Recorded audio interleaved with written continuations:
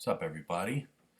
Wanted to talk about a style of training that I've been doing now for 3 years. I thought this would be a good place in my training to update everybody.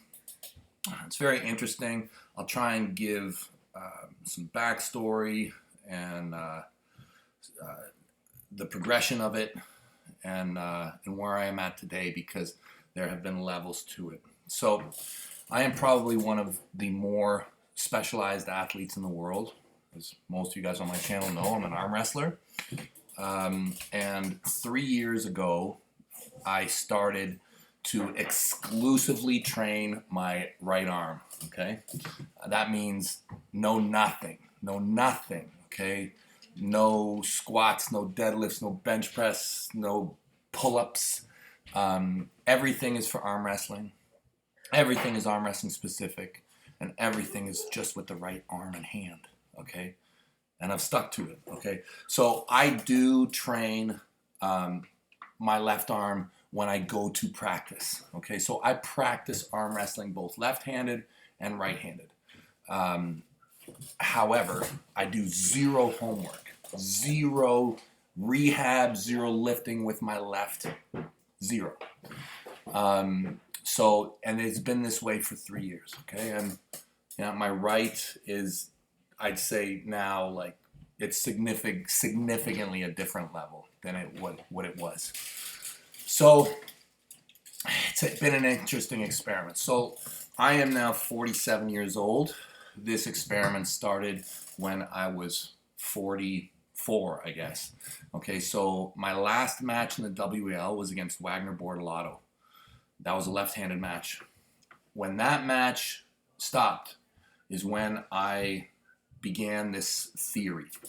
Okay, why? Okay, so I'll kind of go back a bit before that. So I've done every type of training, probably not every type of training imaginable, but I've done many training systems over the course of my life, okay? From the time I was a kid till, through the military, through the multiple different sports that I've been involved with. I was a judo guy. I was a seasoned basketball player. I ran long distance. I was a special forces guy, so I needed my whole body to work. I've always loved fighting, but arm wrestling has always been there. But I trained my whole body. I was a CrossFit guy. I wasn't a CrossFit guy, but I did CrossFit.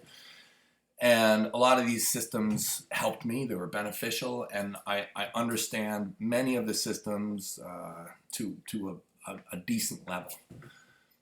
What inspired me to go down the path of what I called Way of the Giant Pumpkin was a realization that I started to feel my energy potentially lessening a little bit.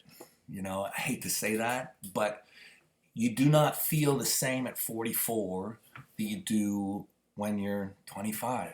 You just don't. Like, your ability to recover, your ability to manage pain and bounce back and make improvements, it's just not the same. So what I did was I made a decision based off of a theory of investment, that I would have a higher chance of being a champion, which is what I wanted. I wanted to remain at a high level of function. I would have a higher chance of attaining that goal if I was to put all my energy into one side as opposed to going after both of them. I based a lot of my theories off of the success of some arm wrestlers in the community, notably Oleg Zak or Matthias Schilte, and I know that it's not the same. I know they have genetic predispositions, whatever you want to call it. However, they were partially my inspiration for going down this path. Also, one of the inspirations of going down this path was notably in the past in my career, when the one side got injured, the other side would instantly, quickly gain strength much faster. So this is why I started. Okay, this is why 3 years ago I started down this road. Okay, I believe that I am now on level 3.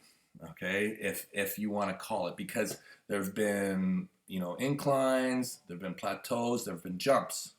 There was level 1, then I jumped to level 2, and now I believe there's been another jump to level 3.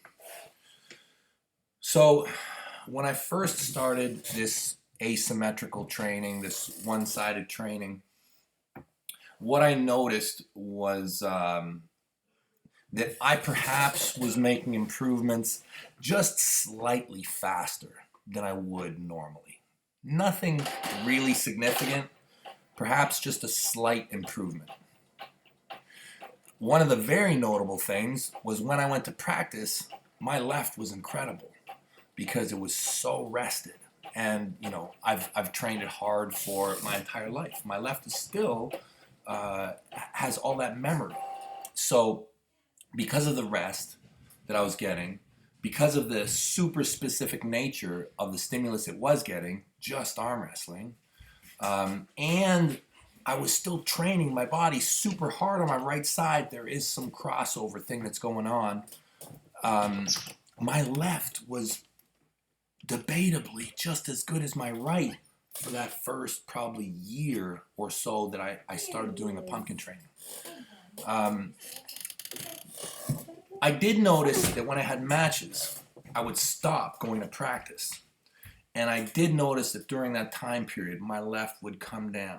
And when I restarted everything back up, going to practice or whatever, after a match's taper was complete and the competition was complete, my left would be a little bit more suppressed every time. But it would come back no problem. So I'll say that that is level 1. Okay, that's where I was at for what I would call level 1 pumpkin training. Okay, slightly better gains and a very fresh other half. Level 2. Level 2 kicked in actually just around the time that I think it was when I faced John Brzenk. Right around that time period. About a year ago, if that makes sense. Is that right? I'm so bad with times and everything. I think it was around the 2-year point. I noticed a significant change. It almost happened, and I wasn't even aware it happened. But I have always been, I would say, ahead of my peers, like everybody that I'm kind of with, in terms of recovery ability. And I'll say throughout this period, not much has changed in terms of like my nutrition and my supplementation and all that stuff. Not much has changed, okay?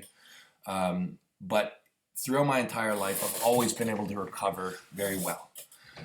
Now, something happened around the 2-year point, and that was the rate at which my right hand, my right arm was able to recover. Much faster, much faster. And this is after 2 years of training only my right arm, multiple workouts every day. Okay, at the 2-year mark, it did not fade the way it used to. As in, I could have a hard workout. I could have another hard workout. I could do like 3 hard workouts a day, which used to be like 1 hard workout, maybe a second, maybe, and third one has got to be just a maintenance one or some kind of rehab or blood flow. Around the 2-year mark, I was able to hit 3 hard workouts. Got so that I used to have a rule that I would not work out my arm wrestling muscles on practice day, so I'd go to practice fresh and feel good. I would always work out hard now at this point, regardless if it was a practice day or not. It wouldn't matter. Got to the point where I was able to do hard practices back to back days, no problem. I realized that my right hand just did not break down anymore the same way. Even if it was pushed to failure, it would bounce back. My left hand would fail and would break down. My right hand would just keep going. So, but my left was actually still good at this time. It was still good, and it was still very, very strong. There was no impact. Let me take a step back from this, and I'll say that I had a lot of concerns when I entered this. I had a lot of concerns about muscle imbalance. I had a lot of concerns about my spine. I thought my back would get all fucked up. I thought that the muscle imbalances may cause me a lot of problems. And I had not experienced any of this. Okay, for the first bit, there was nothing, and there was definitely hypertrophy. There is definitely muscle growth on my right side, which has not been balanced on my left. The measurements have changed. I have grown. Okay, so that's where I was at for level 2. Now I will jump to level 3, which has happened probably within the last, it's been just within the last month or two. And this is a more interesting step, and it is maybe the beginning of warning signs. However, it's such this whole thing is such an interesting trip to me. It's such an interesting experiment. I still do not want to close the experiment. I still want to continue the experiment. There may be some management that I have to start to do. So the right continues to get stronger. It does. It continues to gain. It continues to not get beat down at a practice or whatever. Like it just doesn't. But now I feel something different now. Now I feel it drawing from the rest of my body. I feel that now. It's hard to, probably have the right language on how to describe it exactly, but I now feel my right quadrant not just receiving extra flow. I now feel it actually pulling from my body slightly. I'm not sure what the implications will be. It may, at this point, the muscular imbalance may start to kick in. My neck's got a bit of a kink in it at the moment, so I have to be really aware of not, getting too far. Like, I have to be careful.